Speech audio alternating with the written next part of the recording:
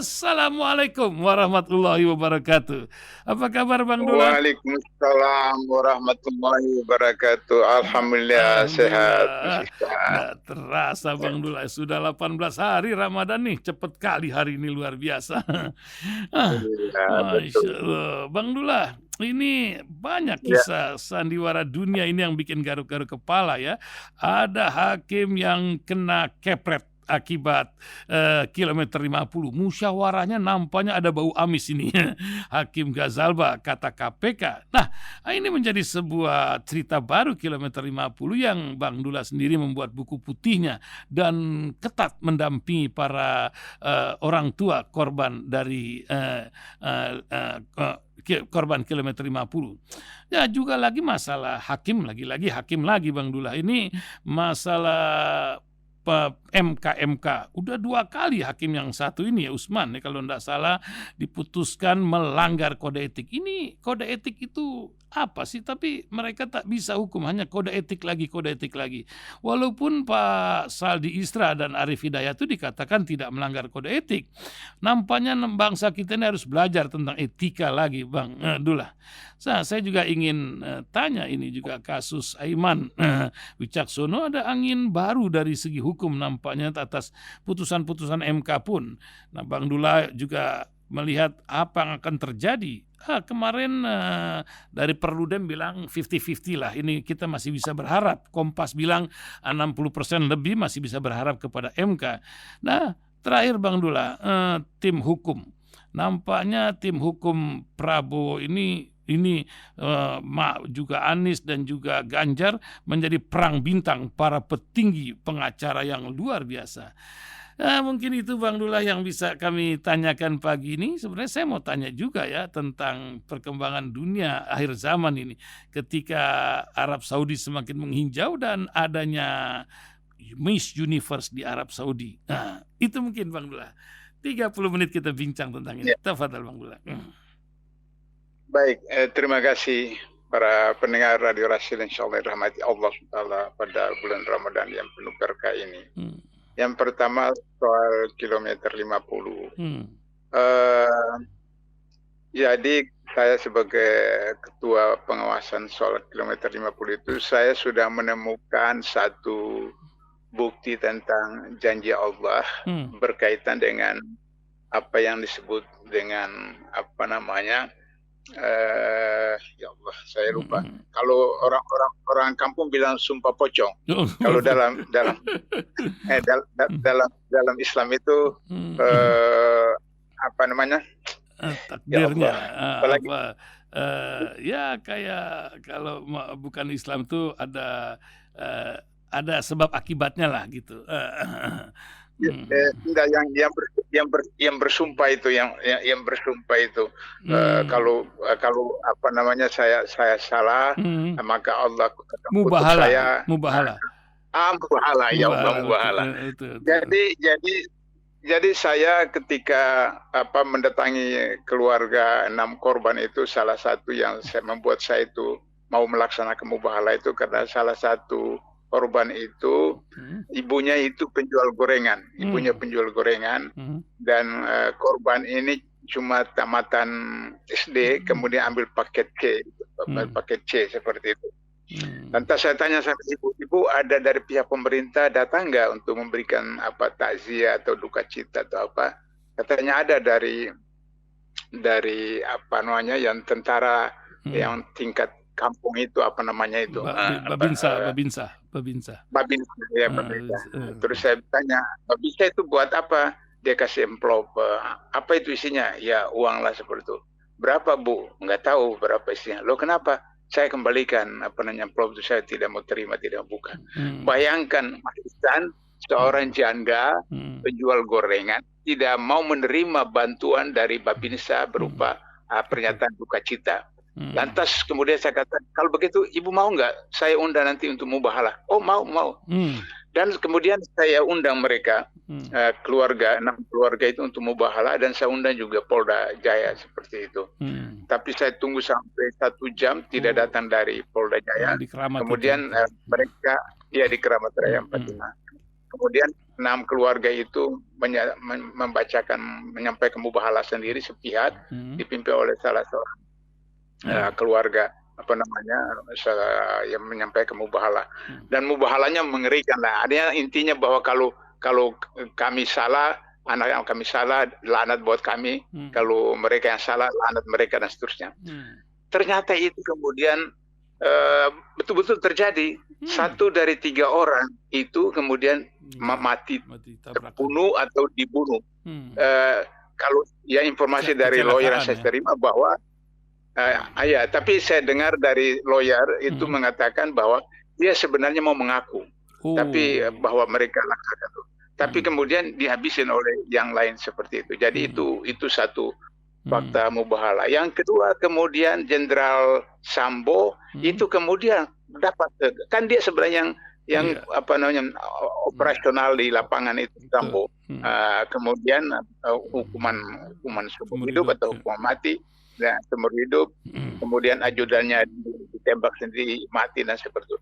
Jadi saya lihat itu bukti tentang kebenaran Allah dan Rasulnya tentang mubahalah itu terjadi seperti ini.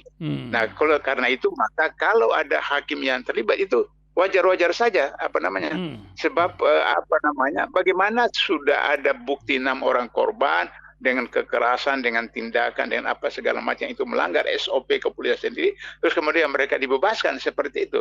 Jadi kita akan lihat saja hal-hal itu berlaku seterusnya.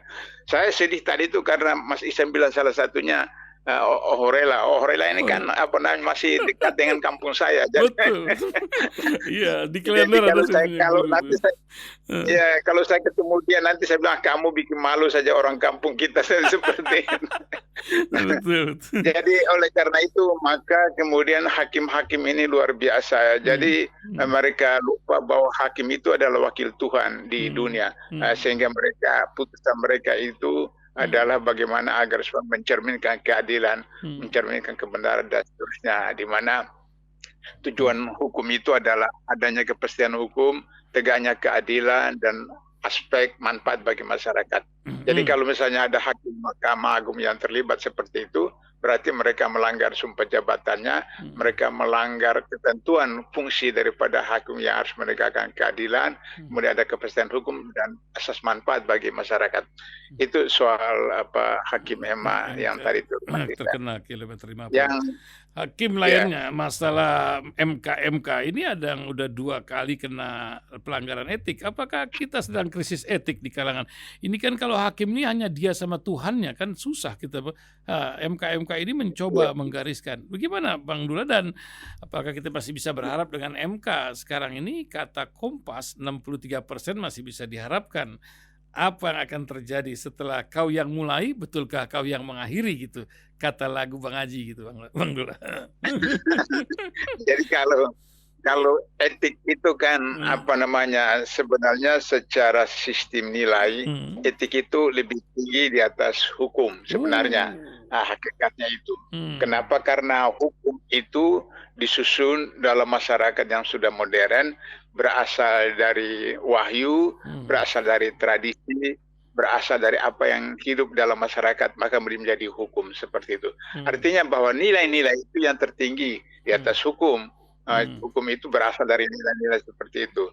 Nah, oleh karena itu maka kemudian kalau di Eropa atau di Barat kalau anak lewat di depan orang tua kemudian bye-bye itu dianggap tidak besar. Tapi kalau di masyarakat Indonesia, masyarakat Timur itu dianggap tidak sopan seperti itu. Nah, jadi oleh karena itu maka kalau kita bicara etik itu bukan soal benar dan salah. Kalau hukum itu benar dan salah, kalau benar bebas, kalau salah dipenjarakan. Kalau etik itu pantas atau tidak pantas, patut atau tidak patut. Jadi meskipun misalnya undang-undang membenarkan, tapi kalau dari segi etika, dari segi norma, segi adat itu salah, itu tidak boleh seperti itu. Nah, ini yang kemudian apakah hakim, apakah pejabat itu hanya fokus pada persoalan-persoalan normal dalam bentuk hukum, tidak memperhatikan persoalan etika, persoalan nilai seperti itu. Nah, oleh karena itu maka ketika sudah 2 kali itu dijatuhkan sanksi oleh MK terhadap Anwar Usman, seharusnya dia punya rasa malu, dia punya rasa harga diri. Sebenarnya seharusnya kan dia sudah harus mengundurkan diri. Malah kemudian dia mengajukan gugatan ke Petun dan Petun belum memutuskan, maka kemudian MK menyidangkan lagi dan kemudian memutuskan itu melanggar kode etik seperti itu. Jadi itu adalah soal harga diri, soal ada hadis Rasulullah yang mengatakan bahwa salah satu ciri orang beriman itu ada malu. Nah, jadi kalau misalnya tidak punya malu berarti tidak beriman, seperti itu. Itu satu. Kemudian kalau misalnya Aldi Isra dan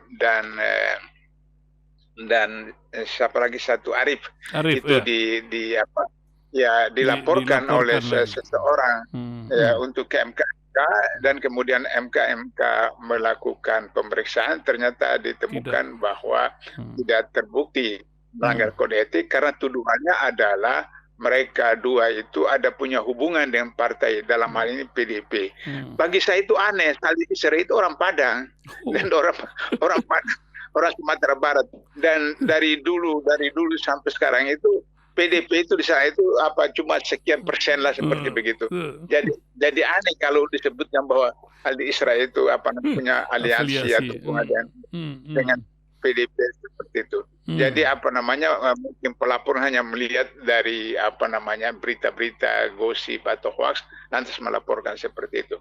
Nah, inilah yang kemudian diharapkan bahwa 2 orang ini dalam 8 orang yang sekarang itu menangani kasus Pilpres seperti itu, diharapkan bahwa mereka 2 ini bisa kemudian muncul sebagai orang-orang yang punya nurani, kemudian mempunyai kebebasan berpendapat, mempunyai kemerdekaan harga diri dan seterusnya untuk memutuskan yang benar, dan kemudian agar supaya kerusuhan yang terjadi dalam soal Pilpres 2024 ini, Pilpres dan Pileg 2024 kan yang paling brutal dalam sejarah Indonesia, mulai dari 55 sampai sekarang, seperti itu.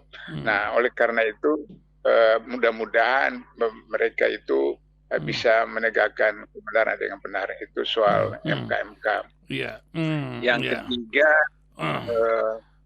tadi Aiman tentang tapi sebelum Aiman, Bang Dula, sebelum Aiman, ini kalau misalnya putusannya ini seperti tuntutan nomor 1 dan 3, kan akan bertemu lagi dengan lembaga namanya KPU, Bawaslu, dan kode etik pemilu. Ini kan kalau kata Profesor Humam Hamid ini, guru besar Universitas Kuala, bilang ini mesti diruhyah nih lembaga-lembaga ini. Nah, ini apa yang akan terjadi? Sandiwara akan berulang atau cemana, Bang Dula? Jadi saya selalu mengatakan kepada mahasiswa saya atau wartawan yang bertanya, saya katakan semua ini bermula dari amandemen Undang-Undang 45 tahun 99 sampai 2002. Jadi aneh ajaib bahwa sekarang itu kita masih menggunakan istilah Undang-Undang 45, padahal sebenarnya sudah bukan lagi Undang-Undang 45. Yang benar itu ada Undang-Undang Dasar 2002. Karena kalau amandemen dalam istilah itu hanya merubah 1-2 pasal. Tapi ini merubah hampir seluruhnya, kecuali cuma mukadimah saja yang tidak diubah, seperti itu. Sehingga kemudian akhirnya lahirlah apa yang disebut dengan politik, korupsi politik, yaitu kemudian lahirlah apa yang disebut dengan Pilpres, lahir dengan Pilkada, lahir Pilkades. Padahal nilai keempat Pancasila itu kerakyatan yang dipimpin oleh hikmah kebijaksanaan dalam permusyawaratan perwakilan. Itu artinya bahwa kita memilih wakil kita itu bermusyawarah. Bermusyawarah amruhum syura bainahum, kata Al-Quran. Soal-soal mereka musyawarah antara mereka. Oleh karena itu maka kemudian kita milih anggota MPR, mereka bermusyawarah memilih presiden, wakil presiden. Kita memilih anggota DPR tingkat 1, mereka bermusyawarah pilih gubernur. Begitu juga kita milih anggota DPRD tingkat 2, mereka bermusyawarah pilih bupati dan wali kota.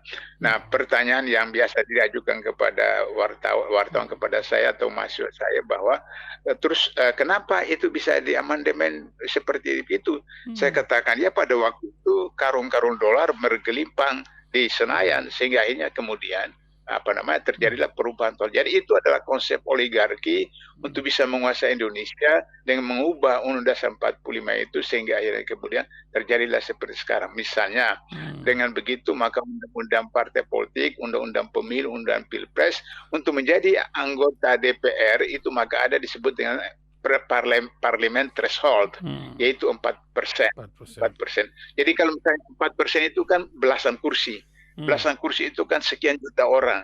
Lantas kemudian kalau 3,9% saja seperti yang dialami oleh P3 sekarang, 3,9 itu ada sekian banyak kursi yang didapati itu kemudian gugur seperti itu. Nah itu ada berapa juta orang yang memilih itu sebetulnya. Maka itu dihilangkan hak masyarakat terkait itu. Itu adalah cara oligarki agar supaya yang bisa jadi anggota DPR, partai-partai pengurus DPR itu adalah orang-orang di kalangan mereka sehingga kemudian akan menguasai DPR sehingga kemudian melahirkan undang-undang yang juga mengikuti keinginan mereka. Contoh, undang-undang Minerba, undang-undang COVID-19, undang-undang Cipta Kerja, undang-undang KUHP, undang-undang kesehatan, itu semua adalah untuk kepentingan oligarki seperti itu, termasuk undang-undang KPK yang diamandemen. Itu kepentingan oligarki seperti itu. Nah, kemudian presiden threshold. Presiden threshold harus 20%. Nah, 20% berarti kan partai-partai yang punya kekuasaan, punya kekuatan, punya oligarki. Itulah yang kemudian, maka kemudian muncul presiden yang hanya ditentukan oleh oligarki. Nah, itulah sebabnya maka sekarang itu 01, 02, 03, kita lihat jelas sekali bahwa ya 01 itu siapa yang oligarki yang di sana yang seperti itu. Tidak ada yang oligarki di sana yang mendukung sehingga kemudian kekurangan dana dan seterusnya. Sementara 02, bayangkan itu sekian triliun dihabisin untuk bisa memenangkan 02 seperti itu. Ada 450 sekian triliun itu untuk bisa melalui bansos, melalui macam-macam kemudian kepala desa, kemudian bupati, wali kota dan seterusnya itu untuk bisa memenangkan 02. Nah, itulah peranan oligarki. Nah, oleh karena itu maka kalau untuk menyelamatkan posisi bangsa dan negara ini sampai 2045, tidak ada pilihan lain, harus kembali ke Undang-Undang 45 yang asli. Sebab apa? Selalu saya katakan di mana-mana bahwa 9 orang yang merumuskan itu 4 orang ulama. Wahid Hasim, Abdul Karim Muzakir, Agus Salim, dan kemudian Abi Kusni. Ini 4 orang ulama yang tidak mungkin mereka menyusunnya tanpa dasar Al-Quran dan As-Sunnah seperti itu. Nah, oleh karena itu maka agar supaya ini tidak berulang lagi terus, maka kemudian harus kembali ke Undang-Undang 45 yang asli. Itu soal bagaimana kondisi hari ini yang kemudian menjadikan rusuh, lucu dan seterusnya. Nah, mudah-mudahan dari 8 orang anggota MK ini ada yang punya nurani, ada yang punya kesadaran untuk masa depan bangsa dan negara, sehingga kemudian akhirnya kemudian memutuskan melakukan pengulangan pemilu pilpres dan mendiskualifikasi 02 seperti itu. Itu persoalan yang keberanian ya untuk itu. Nah, sekarang Bang Dullah, kita ada sebuah fenomena yang jauh di sana tapi dekat di hati karena di sanalah kiblat kita bersama, Mekah, Madinah. Makam Rasulullah, orang makhluk yang kita harapkan syafaatnya. Tapi apa yang sedang terjadi di negeri yang satu ini, Bang Dullah? Katanya sudah semakin hijau, hujan berhari-hari terjadi. Bahkan satu ini berita bikin garuk-garuk kepala. Ingat dulu Bu Tin ya masalah Miss Universe. Sekarang ini ada loh Miss Universe di Saudi Arabia. Apa yang Bang Dullah lihat? Apakah ini sudah melengkapi kisah perjalanan dunia yang semakin tua atau cemana Bang Dullah? Iya, jadi saya secara pribadi pertama kali saya haji itu 2008 dengan istri. Kemudian dari itu saya badal orang tua saya dengan istri juga 2014. Sudah itu kemudian saya berdua umroh dalam bulan Ramadan setelah pensiun dari KPK. Jadi KPK itu kan tidak ada pensiunannya, artinya tidak seperti ASN. Kalau pensiun dapat gaji bulanan, pensiun tidak itu. Tapi kalau KPK tidak.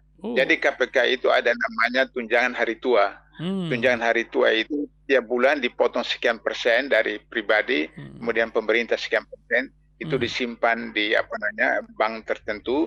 Setelah sudah purna bakti, maka diambil gitu. Diambil. KPK dulu itu, KPK dulu. Ya. Dulu.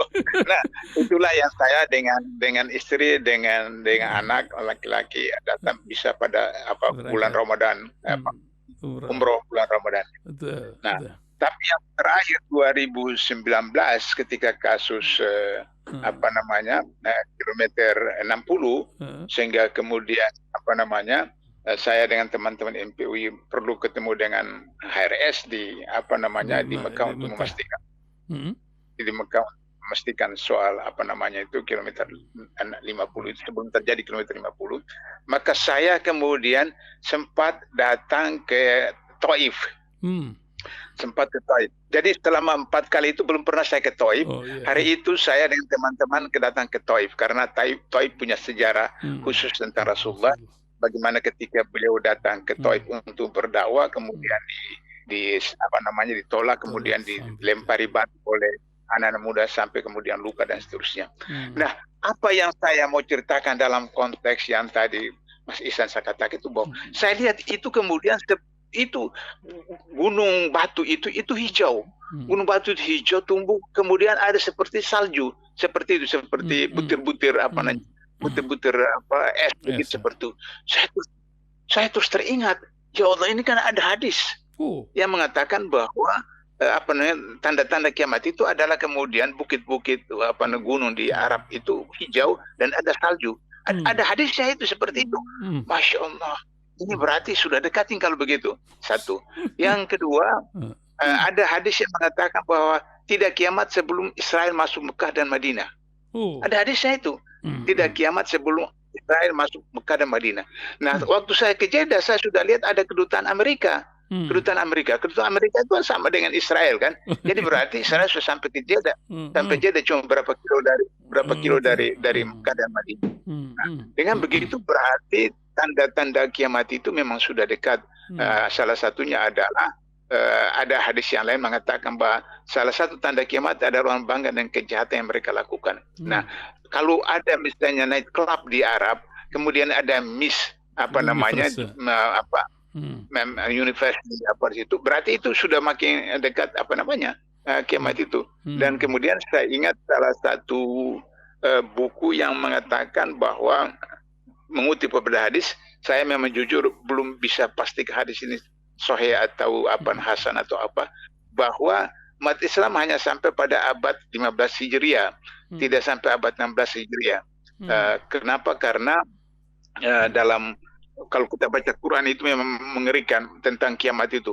Itu gunung-gunung itu berterbang seperti kapas, gelas-gelas berterbang seperti kapas, ibu tinggalkan anaknya, suami tinggal istrinya dan seterusnya, itu mengerikan sekali. Dan ternyata kemudian hasil penyelidikan yang ada, saya menemukan bahwa Allah tidak menginginkan umat Islam menghadapi kiamat kubro. Jadi yang disebutkan galaksi berterbangan seperti kapas itu adalah kiamat kubro. Nah, jadi umat Islam tidak menghadapi kiamat kubro, maka umat Islam itu sampai abad 15 Hijriah, kemudian Allah matikan mereka semua, baru kemudian kiamat kubro di mana umat Islam tidak mengalami kiamat kubro. Jadi berarti kita tinggal lagi 55 tahun Mas Ihsan. 55 tahun lagi. Kan sekarang 1445. Jadi berarti kan 55 tahun lagi, 55 tahun lagi. Masya Allah, jadi 55 tahun itu mungkin anak atau cucu kita masih dapat, tapi itu mengerikan sekali. Sehingga agar supaya kemudian kiamat itu urusan Allah, Allah mau cepatkan itu urusan Allah, otoritas Allah. Tapi bagaimana agar supaya kita bisa menyediakan diri, menyiapkan diri anak cucu kita, agar supaya kemudian ketika kiamat itu datang, mereka dalam keadaan yang husnul khatimah dan beriman. Nah, itulah sebabnya maka kemudian saya dalam usia 76 tahun ini tidak berhenti untuk amar ma'ruf nahi munkar, karena saya perhatikan hadis itu dan pengalaman saya lihat di di sekitar Arab Saudi, Mekah, Madinah itu mengerikan sekali seperti Mas Ihsan. Jadi oleh karena ini mumpung ini masih bulan Ramadan, kita tidak tahu bahwa kita masih jumpa lagi Ramadan tahun depan. Bagaimana kita meningkatkan amal ibadah kita, ubudiyah maupun amalah, agar supaya kemudian kalau Allah takdirkan itu buat Indonesia, ya kita juga siap.